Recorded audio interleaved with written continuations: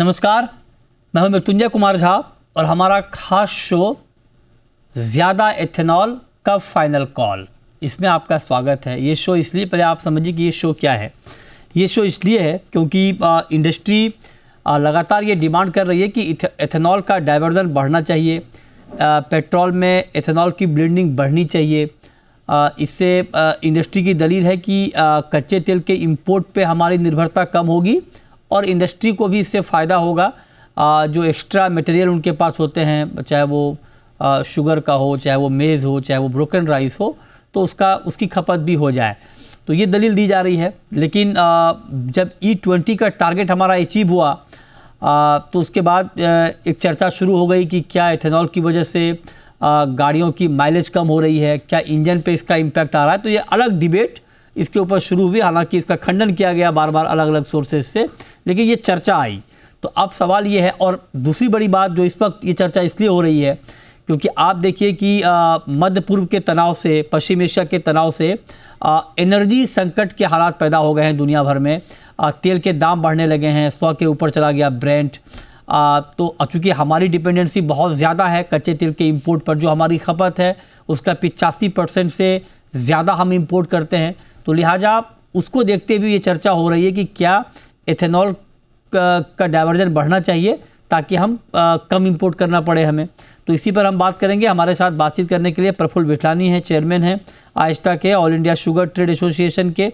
हमारे साथ कपिल नेमा, डिप्टी ईडी डालमिया भारत के, और विजेंद्र सिंह, प्रेसिडेंट AIDA के, ऑल इंडिया डिस्टिलरीज एसोसिएशन के। तो आप सभी का बहुत स्वागत है। प्रफुल्ल जी, पहला सवाल तो आपसे यही कि क्या आपको लगता है कि ये बिल्कुल सही वक्त है फाइनल कॉल लेने का, एथेनॉल का डाइवर्जन बढ़ाने का? 100% सही है, क्योंकि ये टाइम तो है ही। पर कभी भी कोई इंडस्ट्री अगर काफी बड़ा एक डाइवर्जन करती है, इन्वेस्टमेंट करती है, ऐसे पे इन्वेस्टमेंट करती है जहां गवर्नमेंट कम रेट पे, इंटरेस्ट पे फंड देती है, और उनका एक अच्छा सा इंफ्रास्ट्रक्चर रेडी होने के बाद कैपेसिटी यूटिलाइजेशन अगर नहीं हो रही है, तो उसका कोई ना कोई रास्ता निकलना ही चाहिए, चाहे वो अभी ये आज के सिचुएशन हो या नहीं हो। और ऐसा है मृत्युंजय जी, ये आपने एकदम सही टाइम पे ये लिया है प्रोग्राम। हम तो ये चाहते हैं कि शुगर इंडस्ट्री जो है, ये हमेशा गवर्नमेंट के कोई भी कॉल पे साथ में खड़ी रहती है। तो इतना हिस्टोरिकल है, और वापिस ये भी है कि 2014 से यहाँ पे कोई भी साइक्लिक कमोडिटी से निकल के एक प्रोग्रेसिव कमोडिटी बन गई है। उसको कहीं पे भी ये वापस साइकिलिंग कमोडिटी में न जावे, उसके लिए हर एक जन की एक जिम्मेदारी है कि इससे जो हो सके वो करिए। अभी इंडस्ट्री जो है, पर्टिकुलरली महाराष्ट्र और कर्नाटक की, उसकी बहुत बुरी पोजीशन है, क्योंकि हमारे यहाँ जो रेट रहता है महाराष्ट्र कर्नाटक में, उससे 6% ज्यादा यूपी यानी नॉर्थ इंडिया और साउथ इंडिया में है। तो ऐसे टाइम पे महाराष्ट्र कर्नाटक ब्लीडिंग है, उन लोगों को ये सरवाइव करना भी मुश्किल है शुगर प्राइसिंग पे। और ये उनकी कैपेसिटी यूटिलाइजेशन भी ना होना, ये बड़ी दिक्कत की बात है। और मैं तो चाहता हूं आपके माध्यम से गवर्नमेंट को अपील करता हूं कि इस चीज को हाईएस्ट प्रायोरिटी देते हुए ये चीज का कोई रास्ता निकाले कि इथेनॉल का यूज कहाँ पे हो सकता है, और फ्लैक्स फ्यूल कार का हो सके उतना जल्दी से जल्दी कोई ना कोई एक पॉलिसी लावे, कोई विजन लावे, ओके, ताकि कुछ विजन क्लियर हो जाए। ठीक है, ठीक है। तो ये बात आपने बहुत महत्वपूर्ण कही। लेकिन कपिल जी, आप बताइए, क्या इस वक्त मैं अगर शुगर इंडस्ट्री की ही बात करूं तो शुगर इंडस्ट्री के पास क्या अभी पर्याप्त मात्रा में एथेनॉल की कैपेसिटी है? मतलब मैं ये जानना चाह रहा हूं आपके ज़रिए कि हम कितनी जो है हमारी कैपेबिलिटी है, पोटेंशियल है एथेनॉल डाइवर्जन बढ़ाने की पेट्रोल में। हेलो मृत्युंजय जी, सी कैपेसिटी वाइज इंडस्ट्री के पास कोई कमी नहीं है। आप शुगर की बात करें, आप ग्रेन इंडस्ट्री की बात करें, जो नीति आयोग ने एक रोड मैप सेट किया था, उसके हिसाब से एथेनॉल इंडस्ट्री एज कंबाइंड ने काफी इन्वेस्टमेंट्स किए हैं और कैपेसिटीज पूरी ग्राउंड पे मौजूद हैं। आप अगर फीड स्टॉक की बात करें, feedstock of course weather पे डिपेंडेंट होता है। यू विल आपके पास साइकिल्स होंगी जिसमें आपके पास क्रॉप आपकी ज्यादा होगी, कम होगी, लेकिन उस क्रॉप जब ज्यादा भी होगी उसको यूटिलाइज करने के हमारे पास सारे वेन्यूज हैं, सारे इंफ्रास्ट्रक्चर अवेलेबल हैं। इनफैक्ट पहले एक जो स्ट्रगल होता था कि हमें दूर के डिस्टेंसेस में एथेनॉल डिलीवर करने में इशू आता था, वो भी नहीं है। There are enough and more tankers जो एथेनॉल को आप किसी भी कोने से किसी भी कोने में ले जाने के लिए फ्लीट भी सफिशिएंट हो गई है। तो उस हिसाब से इंडस्ट्री हर तरीके से, इंडस्ट्री और उनकी एंसिलरीज हर तरीके से रेडी है। रेडी है, ओके। हमारे साथ विजेंद्र सिंह भी हैं, प्रेसिडेंट हैं एआईडीए के। तो विजेंद्र जी, आपको भी लगता है, और मतलब आपके हिसाब से E20 का टारगेट तो हमने अचीव कर लिया है, क्या हम E22 पर अभी जा सकते हैं, क्या हम E25 पर जा सकते हैं? आपका टेक क्या है? मृत्युंजय जी, हमारा टेक ये है कि आज जो कैपेसिटी हमारी है 2000 करोड़ लीटर की बनी हुई है और हम 1100-1200 करोड़ लीटर ही सप्लाई कर पा रहे हैं। तो समझिए इस गणित के हिसाब से 30% जा सकते हैं आराम से ब्लेंडिंग के लिए। अच्छा। और ये हमारा कहना है सरकार से कि आप 30% का रोड मैप बना के दीजिए और ग्रेजुअली 30% लेके जाइए। देखिए, ये नेशनल क्राइसिस है आज की तारीख में कि हमारी एनर्जी सिक्योरिटी बड़े खतरे में आ गई है और इस वॉर की वजह से। दो कारण है, एक तो आपका लॉजिस्टिक डिस्ट्रप्शन है, आपको माल नहीं मिल रहा है। दूसरा क्या है कि बहुत महंगे रेट में मिल रहा है। तो एक तरफ तो हम बहुत महंगे रेट पे क्रूड ला रहे हैं, रिफाइन करके पेट्रोल डीजल बेच रहे हैं, दूसरी तरफ हमारे पास में घर में ही सामान रखा हुआ है जिसको बना के कन्वर्ट करके सप्लाई करना है। हमने कल आइडा के कॉन्क्लेव में ये 4 डिमांड रखी सरकार से। ये सपोर्ट देने के लिए, डिमांड नहीं कहेंगे, सपोर्ट देने के लिए मैंने बोला है कि 3 काम करने चाहिए, 4 काम करने चाहिए। ब्लेंडिंग 20-30% करनी चाहिए ग्रेजुअली। फ्लैश कार का जल्दी से ही आप अप्रूवल दीजिए, फ्लैश कार आनी चाहिए। फ्लैक्स कार से क्या होगा कि बहुत सारी गाड़ियां प्योर इथेनॉल पे चलना चालू हो जाएंगी, ताकि पेट्रोल कंजम कम हो जाएगा।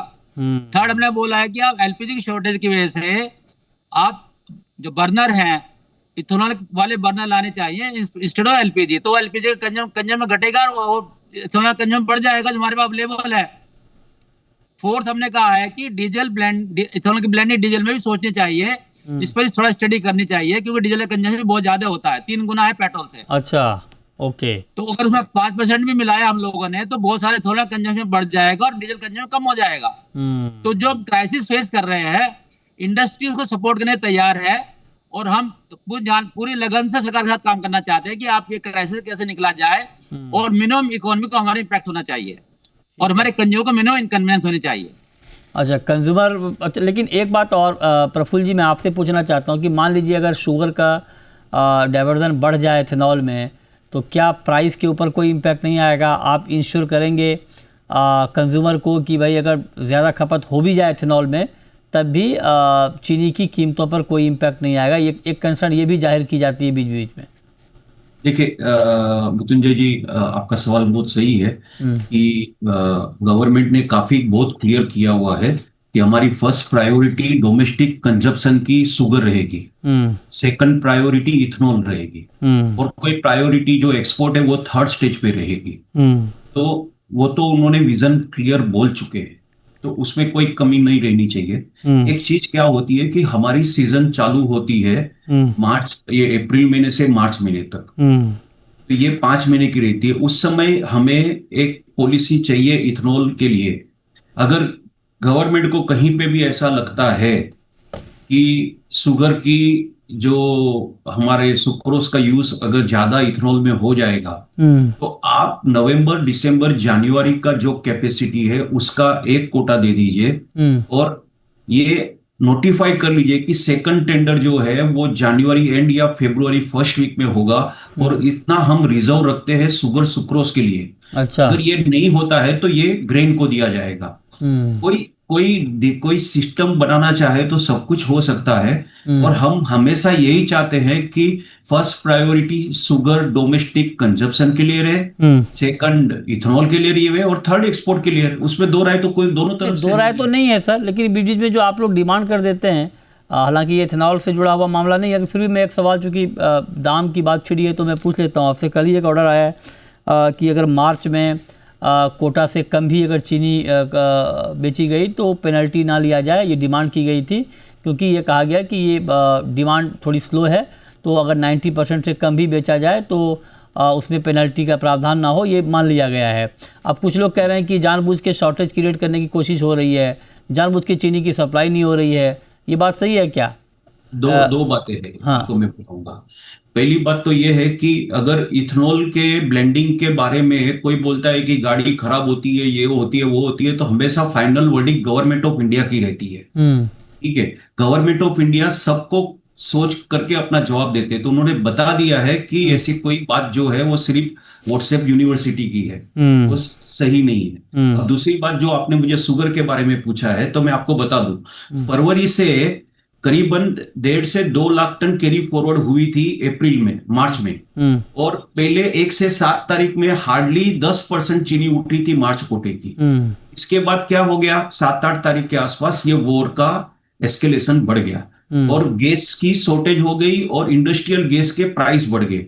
इसमें जो एफएमसीजी कंपनियां हैं वो फाइट कर रही है अपने प्रोडक्शन के लिए, और उनको जो है गैस नहीं मिलने की वजह से एक, और दूसरा ये है कि उनका फिनिश प्रोडक्ट जो पोर्ट पे पड़ा हुआ है और एशियन गल्फ कंट्री में जा रहा है, समझो बिस्किट है, ब्रेड है, जो भी है, तो वो अभी जो एक्सपोर्ट नहीं हो पा रहा है वो पोर्ट में ही पड़ा है। अच्छा, तो कंजप्शन वहां पे भी कम हो गया। दूसरा, जो आप चाय कॉफी के लिए जो स्मॉल वेंडर रहते हैं कि आज का कमाया आज ही खा के सोऊंगा, उसके पास एलपीजी और ये सब नहीं होने, ये तो इसमें तो कोई दो राय है ही नहीं। नहीं, दो राय नहीं है सर, प्रफुल्ल जी, दो राय नहीं है, लेकिन मैं अर्थशास्त्र का एक बहुत ही सामान्य सी बात आपको, जो आपने बोला उसी में पूछता हूँ। बहुत ही नॉर्मल बात है ये, और ये बड़ा एकदम बचपन में हम लोगों ने पढ़ा था इकोनॉमिक्स की बुक में, कि ये सीधा सीधा इकोनॉमिक्स का सिद्धांत ये है कि अगर आपकी डिमांड कम है, सप्लाई ज़्यादा है तो दाम घटेंगे, डिमांड ज़्यादा है, सप्लाई कम है तो दाम बढ़ेंगे। तो आपके हिसाब से आप कह रहे हैं कि डिमांड कम हो गई, फिर तो दाम घटने चाहिए,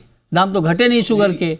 हाँ, मैं यही बता रहा था कि मार्च महीने में दाम घटे हैं, बढ़े नहीं है, पहली बात। अच्छा, मार्च महीने में या तो स्टेडी है या हर जगह पे गिरे हुए हैं। अच्छा, मैं ये बता रहा हूँ, यूपी में 100 रुपीज पर क्विंटल गिरा है, महाराष्ट्र में 60 रुपया क्विंटल गिरा हुआ है, कोई भाव बढ़े हुए नहीं है। और देखिए गवर्नमेंट ने कितनी अच्छी पॉलिसी लेके आए कि अगर आप 90% से कम चीनी बेचते हैं, दिया गया कोटा, तो आपके ऊपर पेनल्टी है। अब जो इंडस्ट्री चाहती है कि आप हमें एक्सटेंशन दीजिए, तो उनको भी एक राहत दे दी कि भाई आपके ऊपर पेनल्टी नहीं लगेगी, पर आपके पास डिमांड है तो आप माल बेचते हैं। बड़े खैर, ये तो अगर शुगर की बात है, ठीक है, मैंने चूंकि चर्चा में आई तो मैंने आपसे पूछ लिया, लेकिन हम बेसिकली एथनॉल के ऊपर फोकस करते हैं। तो एक क्विक सवाल निमा जी आपसे, और फिर हम ब्रेक पर जाएंगे। अब जैसे अभी विजेंद्र जी ने कहा कि डीजल की भी डिमांड हो रही है कि डीजल में भी अब एथनॉल ब्लेंडिंग को अलाउ करें, क्या आपको लगता है कि एक बड़ा कारगर कदम होगा अगर ये हो गया तो? बिल्कुल होगा। जैसे सर ने ये भी बताया कि डीजल का जो कंजम्पशन है इंडिया में 3 गुना है पेट्रोल से। सो अगर 5% ब्लेंडिंग या फिर 1/4 ऑफ ब्लेंडिंग भी लेके आते हैं, तो जितना आपकी अभी एथेनॉल की डिमांड है उससे दो गुना वैसी होती। लेकिन डीजल की ब्लेंडिंग में बहुत सारे टेक्निकल इश्यूज हैं जिसको सॉर्ट आउट करना बहुत जरूरी है। 3-4 बार अलग अलग लेवल पे ट्रायल्स भी हो चुके हैं। ओएमसीज कंटिन्यू ट्राई कर रही हैं कि कैसे डीजल ब्लेंडिंग बढ़ाई जाए।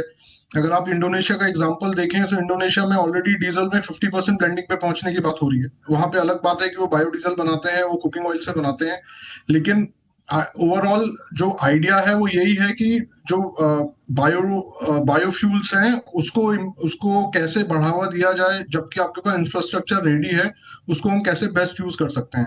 उसका एक और तरीका जो निकल के सामने आ रहा है वो आ रहा है आइसोब्यूटेनॉल का, जो कि एथेनॉल से बनता है। और आइसोब्यूटेनॉल की जो ब्लेंडिंग है डीजल में वो काफी अच्छे रिजल्ट दिखा है rather than ethanol direct blend. But उसमें एक सबसे बड़ा अभी जो इशू है वो ये है कि जो कॉस्ट का मैटर है, जो आपको आइसोब्यूटेनॉल का प्लांट लगाना है, उसका जो टेक्नोलॉजी है और उसको अगर जब आप कमर्शलाइज करते हैं उसका क्या कॉस्ट आएगा, राइट, वो उस चीज पे अभी वर्किंग करना जरूरी है। ठीक है, मतलब ठीक है। आज से जब 10-15 साल पहले जब एथेनॉल के प्लांट्स की बात होती थी तो एथेनॉल के प्लांट्स का भी जो कॉस्ट होता था काफी हाई होता था। परफेक्ट, ये बात आपने बहुत महत्वपूर्ण कही, मैं इस पर और आपसे पूछूंगा। नेमा जी, छोटा सा ब्रेक लेते हैं, तुरंत लौटते हैं।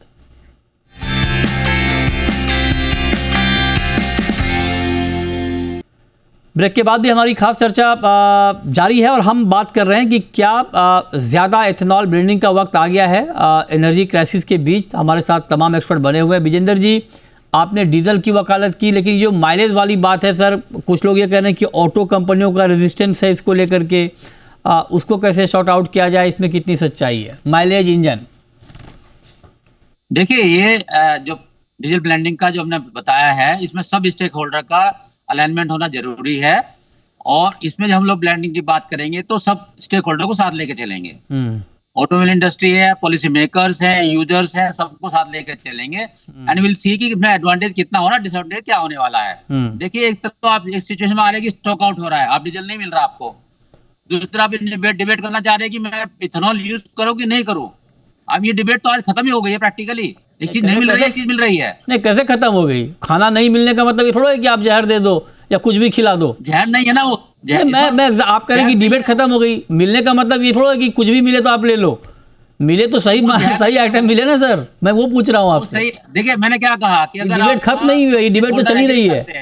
हाँ, सब स्टेक होल्डर एग्री करते हैं तभी होगा। हाँ हाँ, तो मैंने बोला सब स्टेक होल्डर एग्री करना पड़ेगा। हाँ, तो मैं वही जानना चाह रहा हूँ, क्या सारे स्टेक होल्डर्स एक ही पिच पर हैं या उनका जो रिजर्वेशन है, उनका जो रेजिस्टेंस है वो कितना जायज है? मैं ये पूछ रहा हूँ आपसे। अब अभी वो हमने होमवर्क करना है सबको मिल करके, और जब होमवर्क पूरा हो जाएगा तभी ये चालू हो पाएगा। बिल्कुल, तो आप करेंगे होमवर्क करेंगे तभी चालू हो पाएगा। नेमा जी, आप कंटिन्यू करें। आप बता रहे थे कि क्या टेक्निकलिटीज़ हैं, उसको कैसे हम एड्रेस करेंगे? तो जैसे कि सर बोल रहे हैं कि हमको सबको साथ में लेके चलना पड़ेगा और सबका साथ एक जो कहाँ से स्टार्ट होता है वो है टेक्नोलॉजी से। अगर आपके पास टेक्नोलॉजी होगी, आप सही प्रोडक्ट बना पाएंगे, सो ऑटोमेटिकली उसकी एक्सेप्टेबिलिटी मार्केट में आ जाएगी। Now eventually everything boils down to कि आप टेक्नोलॉजिकली रेडी हो कि नहीं हो, आपका इंटेंट सही है। जो सर बोल रहे हैं कि बात खत्म होगी, वो बिल्कुल सही है, क्योंकि अब एक चीज तो हमें क्लियर हो गई है कि एक जो क्रूड ऑयल है उसका एक अल्टरनेट होना बहुत जरूरी है। जिस हिसाब से ग्लोबल वोलेटिलिटी चल रही है मार्केट में, उसके हिसाब से एक चीज हम 80% crude oil, imported crude oil पे डिपेंडेंट है। और ये वोलेटिलिटी, ग्लोबल वोलेटिलिटी खत्म नहीं होने वाली। डिस्टर्बेंसेस आपके कंटिन्यू रहेंगे किसी ना किसी फॉर्म में। कभी कोविड आ जाता है, कभी गल्फ वॉर आ जाती है, कभी रशिया यूक्रेन का इशू आ जाता है।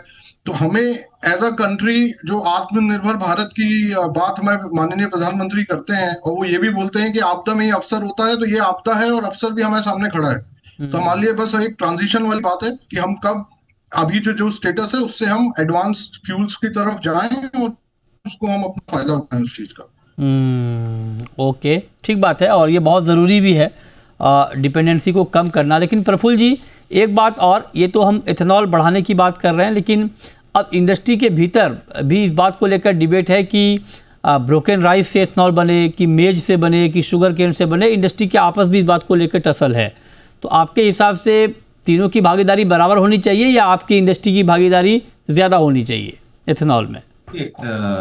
हमारे शुगर की पहले जो कैपेसिटी बनाई गई है वो फर्स्ट कम का फर्स्ट बेनिफिट होना चाहिए। ये चाहे मक्का हो, चाहे राइस है, या जो भी है, वो लोग सब बाद में आए हैं। और इसके लिए जो इन्वेस्टमेंट सबसे ज्यादा किसने किया है, और अगर ये यूज नहीं होता है तो किसको नुकसान ज्यादा होगा, इसका जज तो गवर्नमेंट ऑफ इंडिया को करनी पड़ेगी। पर एक बात मैं बताता हूँ, कल की एक न्यूज है कि पाकिस्तान को कोई अच्छी इंस्टीट्यूशन ने लिख के भेजा है कि हिंदुस्तान आपसे आगे E20 का प्रोग्राम सक्सेस हो चुके हैं, आप E0 पे पड़े हो, कुछ काम करो इथेनॉल पे। तो ये वर्ल्ड भी एक्सेप्ट कर रही है कि India has done a very good job. तो ये कहाँ से किससे लेना, कभी देखिए ये एग्रीकल्चर कोमोडिटीज ऐसे रहती है कि कभी एक्सेस है, कभी शॉर्टेज है। जहां पे भी अगर समझो कोई भी उससे क्लाइमेट चेंज की वजह से अगर राइस कम है तो राइस से मत लो, चीनी ज्यादा है तो चीनी से लो। ये government of India, agriculture ministry, petrol ministry ने साथ में मिलकर करना चाहिए। एक विजन भी देनी चाहिए और एक गारंटी भी लेनी चाहिए कि जिन्होंने मेरे कहने पे इतना इन्वेस्टमेंट किया है उनकी एमएसपी भी हम नहीं बढ़ा रहे। ये सेक्टर साइकिलिकल इतनी बुरी हालत में पहुंच गई है कि कहीं साइकिलिकल कमोडिटी नहीं बन जावे, तो उसके ऊपर नजर ज्यादा रखनी चाहिए, ये मेरा कहना है। तो इस बुरी हालत के लिए आप किसको जिम्मेदार मान रहे हैं? सर, बुरी हालत का तो हम एक ही बात बोल सकते हैं कि एमएसपी को। एमएसपी को? हाँ। अच्छा, ओके, ठीक है। लेकिन एक बात और है इसमें नेमा जी, मैं आपसे जानना चाह रहा हूँ, अगर आप बता पाएँ। ठीक है, आप लोगों की बात पे अगर सरकार अमल कर ले तो अच्छी बात है, लेकिन कई बार ये हो रहा है कि एक्चुअल डेटा सामने नहीं आ रहा है। अब आप देख लें कि इसी बार का एग्जांपल हमारे सामने है। जो भी शुगर उत्पादन के अनुमान आए शुरुआत में और आखिर में, अभी दोनों में बड़ा गैप है। तो अब ऐसे में सरकार कोई डिसीजन ले ले, बाद में सप्लाई शॉर्ट हो जाए, कोई और दिक्कत आ जाए। और मतलब मैं सिर्फ इसकी बात नहीं कर रहा हूँ शुगर की। अब आप देख लीजिए कि अल नीनो की वजह से ही एफसीआई ने चावल का डाइवर्जन रोक दिया था, तो मौसम में बदलाव होता है ऊपर नीचे। तो एक सस्टेनेबल पॉलिसी कैसे बनेगी फिर? रुद्र जी, आप कोई भी कंट्री जो एग्रीकल्चर बेस्ड है आप उठा के देख लीजिए, जो कमोडिटीज में स्विंग आता है वेदर के कारण, वो हर कंट्री में एक बराबर आता है। आपको क्रॉप प्रोजेक्ट करना सीजन के शुरू में सबसे डिफिकल्ट जॉब होता है, लेकिन सबसे अच्छी बात है कि जो मार्केट होता है वो सेल्फ बैलेंसिंग होता है। अपने आप मार्केट अपने डिमांड सप्लाई के हिसाब से बैलेंस हो जाता है। आज अब जैसे हम बात कर रहे हैं कि अगर शुगर की शॉर्टेज होगी तो क्या होगा। ऑफ कोर्स जब शुगर की शॉर्टेज होगी तो पहली प्रायोरिटी जो देश के नागरिक हैं वो हैं, सो ऑटोमेटिकली हमारी जो ब्लेंडिंग है उसको हमें थोड़ा सा कम करना पड़ेगा। उसके सामने शुगर का अवेलेबिलिटी मार्केट में बना के रखनी पड़ेगी। आप जो हमने वीट का जो डिसीजंस लास्ट 2 साल से लिए, एक्सपोर्ट पे रोक लगाई, वो इसलिए दी थी कि वीट का क्रॉप कम था और वीट की अवेलेबिलिटी मार्केट में इंश्योर करना जरूरी था। जो पीडीएस के थ्रू वीट जाता है, जो पीडीएस के थ्रू राइस जाता है, जो 80 करोड़ लोग इस पे डिपेंडेंट हैं, वो ज्यादा इंपॉर्टेंट है फॉर द कंट्री कि उनको फीड करें, उनको हम इंश्योर करें कि उन तक डेली का जो उनका पीडीएस का रिक्वायरमेंट है वो पहुंचे। ठीक है। सो और उसी हिसाब से जब सरप्लस आता है, सो हमारे लिए ये जरूरी है कि हमारी पॉलिसी कितनी इनेबल्ड है।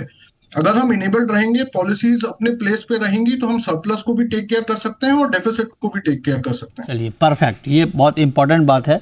कुल मिलाकर एक पॉलिसी होनी चाहिए, अप्रोच होना चाहिए। और जैसा कि अभी फूड सेक्रेटरी ने कहा भी था कि ये बहुत ही सही समय है एथेनॉल ब्लेंडिंग की समीक्षा पर बात करने का। तो देखते हैं क्या बातचीत होती है। लेकिन हाँ, ये निश्चित तौर पे अगर हम क्रूड के इंपोर्ट पर अपनी डिपेंडेंसी कम कर पाएँ तो ये बहुत बड़ी राहत की बात होगी। बहुत बड़ा देश है, बहुत बड़ा कंज्यूमर है, और जिस तरह के हालात पैदा हो रहे हैं ग्लोबल फ्रंट पे, तो जाहिर तौर पे हमें इसके बारे में सोचना ही होगा।